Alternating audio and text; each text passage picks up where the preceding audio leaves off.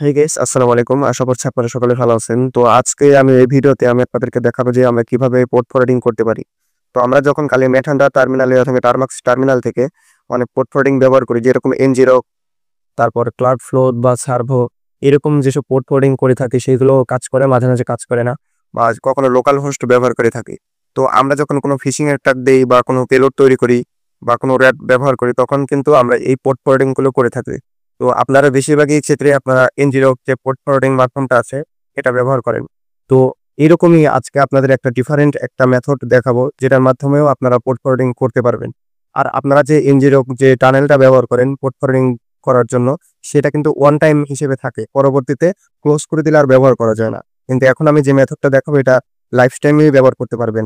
তো এটা কিভাবে করবেন সেই প্রসেসটাই আমি আজকে দেখাবো। এর জন্য আপনাদের ফোনের যে ব্রাউজারটা আছে এটা ওপেন করবেন। ওপেন করার পরে একটা পেজ নেবেন গুগল থেকে, নেওয়ার পরে এখানে শুধু লিখবেন যে portmap.io। এটা লিখলেই একটা ওয়েবসাইট আসবে।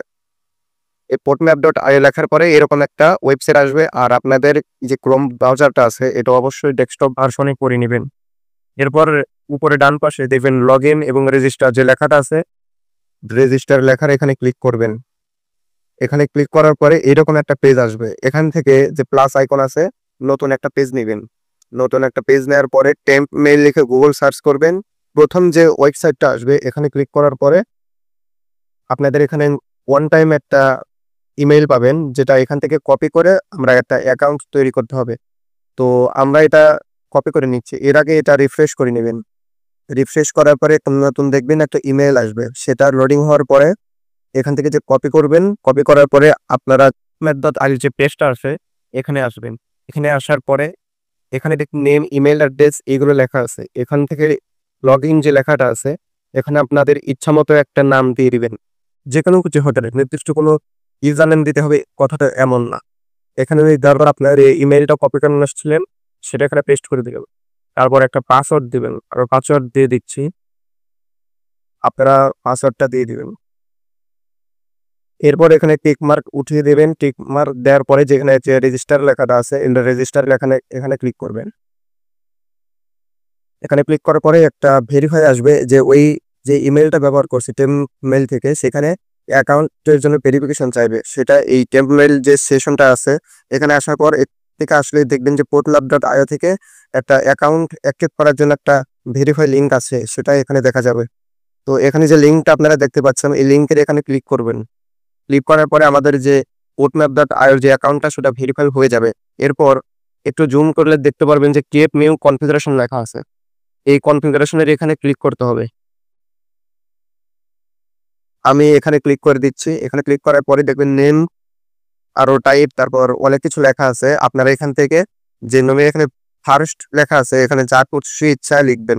লেখার পরে এখানে দেখবেন যে প্রোটেক্টের এখানে ইউডিপি এবং টিসিপি লেখা আছে, দুইটা অপশন আছে। এখান থেকে যে টিসিপি লেখাটা আছে এই টিসিপি লেখার এখানে ক্লিক করবেন। এরপর নিচে জেনারেট লেখা আছে, জেনারেট লেখার এখানে ক্লিক করে দিবেন। এরপর আমাদের যেটা করতে হবে এই যে ডাউনলোড যে লেখাটা আছে না, এই ডাউনলোড লেখার এখানে ক্লিক করতে হবে। তো আমাদের এই ফাইলটা ডাউনলোড হয়ে গেছে। এখন আমাদের এখানে বলতেছে কি ওপেন ভিপিএন সফটওয়্যার। এই সফটওয়্যারটা আপনারা গুগল প্লে স্টোরে পেয়ে যাবেন। তারপর যে কনফিগারেশন ডাউনলোড করতে হবে সেটা আমরা এইমাত্র ডাউনলোড করলাম। আর ম্যাপিং রুলস এটা করতে হবে। এর জন্য আমরা ম্যাপিং রুলসে যাব। এখানে ক্লিক করলে আমাদের যে ক্রিয়েট এ নিউ রুলস নামে একটা অপশন আসবে। এখান থেকে আপনারা ক্রিয়েট এ নিউ রুল লেখার উপরে ক্লিক করবেন। এরপর আপনাদের এখানে এরকম লেখা আসবে। এখান থেকে আপনাদের একটা কাজ করতে হবে, হোস্ট নেম লেখার এখানে দেখবেন যে ডান পাশে পোর্ট লেখা আছে, এই পোর্ট লেখার এখানে ক্লিক করবেন। আর আপনারা portmap.io এবং portmap.host লেখা আছে, এখান থেকে আপনারা আইওতেও ব্যবহার করতে পারবেন, হোস্টেও ব্যবহার করতে পারবেন। যেহেতু আমরা portmap.io থেকে পোর্ট ফরওয়ার্ডিং করব, সেই ক্ষেত্রে হোস্টও ব্যবহার করতে পারবেন, আইওতেও ব্যবহার করতে পারবেন। তো আপনাদের যেটা ইচ্ছা সেটা সিলেক্ট করবেন। এরপর দেখবেন যে নিচে পোর্ট অন ইওর পিসি লেখা আছে, এখান থেকে একটা পোর্ট দিবেন আপনার ইচ্ছা মতো। আমি 8080 পোর্ট দিয়ে নিলাম। এরপর দেখবেন যে ক্রিয়েট লেখা আছে, এই ক্রিয়েট লেখার উপরে ক্লিক করে দিবেন। ক্রিয়েট লেখার উপরে ক্লিক করার পরে আপনারা দেখবেন যে এখানে ওপেন ভিপিএন টিসিপির এখানে একটা লেখা আসছে। এই লেখাটুকু সম্পূর্ণটুকু কপি করে রাখবেন। এখানে যে লেখাটুকু দেখতে পাচ্ছেন এই লেখাটুকু আপনারা কপি করে নোটস করে রেখে রেখে রাখবেন। আর এই লেখাটুকুই আমাদের যে পোর্ট ফরওয়ার্ডিং আছে সেই ক্ষেত্রে কাজে লাগবে। তো এটাই হচ্ছে মাধ্যম। আর এটা কিভাবে কানেক্ট করবেন সেটাও দেখে দিচ্ছি। এখানে যে অ্যাপসটা ব্যবহার করতে বলছে এটা আপনারা প্লে স্টোরে পেয়ে যাবেন, অর্থাৎ আমি আপনাদেরকে প্লে স্টোর থেকে দেখে দিচ্ছি। আমরা যদি এখানে সার্চ করি ওপেন ভিপিএন ফর অ্যান্ড্রয়েড, এটা লিখে সার্চ করলে আপনারা যে অ্যাপসটা দেখতে পাচ্ছেন এই অ্যাপসটা আপনারা ইনস্টল করে নেবেন। আমার ফোনে ইনস্টল করা আছে, আমি ওপেন করে কানেক্ট করে আমি আপনাদেরকে দেখিয়ে দিচ্ছি। এটা আমি ওপেন করলাম। ওপেন করার পরে আপনাদের এরকম অপশন আসবে, উপরে যে ডান পাশে প্লাস চিহ্ন আছে এখানে ক্লিক করবেন, ইম্পোর্ট লেখা আছে ইম্পোর্টে ক্লিক করবেন। এরপরে আমরা যে ফাইলটা তৈরি করেছিলাম সেটা হচ্ছে এই ফাইলটা, অর্থাৎ এটা থেকে দিয়ে সিলেক্ট করবেন। সিলেক্ট করার পরে সেভ করে দিবেন।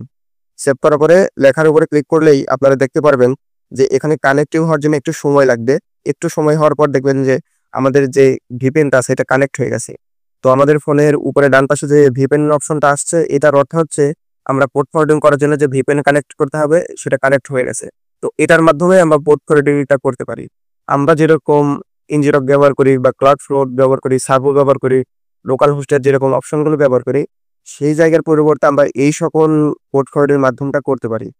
তো এটা বিভিন্ন হ্যাকিং কাজে ব্যবহার করা হয়। যেরকম আপনারা যদি কোনো র্যাট ব্যবহার করেন বা কোনো পেলোড ব্যবহার করেন বা কোনো ফিশিং লিঙ্ক তৈরি করেন, সেই ক্ষেত্রে এই পোর্ট ফরওয়ার্ডিং মাধ্যমগুলো ব্যবহার করা হয়। আর বেশিরভাগ যারা আপনারা এনজিও ব্যবহার করেন সেটা কিন্তু ওয়ান টাইম থাকে। আর আমি আপনাদের এখন যে মাধ্যমটা দেখালাম এটা জাস্ট এই ফাইলটা এই অ্যাপসের মধ্যে ইম্পোর্ট করার পরে ভিপিএনে কানেক্ট করবেন। আর এখানে যে লেখাটুকু আছে এই লেখাটুকু আপনারা যে লোকাল হোস্টের জায়গায় যে ব্যবহার করেন বা এনজিওর জায়গায় ব্যবহার করেন, দেখবেন যে লিঙ্কটা সেম একই ধরনের, জাস্ট ওইখানে এনজিওর মতো লেখা থাকে আর এখানে পোর্ট ম্যাপে দেখার যে অ্যাড্রেসটা সেরকম থাকে। তো এইভাবেই ব্যবহার করা হয় পোর্ট ফরওয়ার্ডিং। তো আমি আপনাদেরকে যে মেথডটা দেখালাম এটা একটা অ্যাডভান্স লেভেল। পরবর্তীতে আমরা অন্যান্য যেসব মেথডগুলো আছে সেগুলোও দেখাবো। তো ভিডিওটি যদি আপনাদের ভালো লাগে লাইক করবেন, সাবস্ক্রাইব করবেন। ধন্যবাদ সবাইকে। আসসালামু আলাইকুম।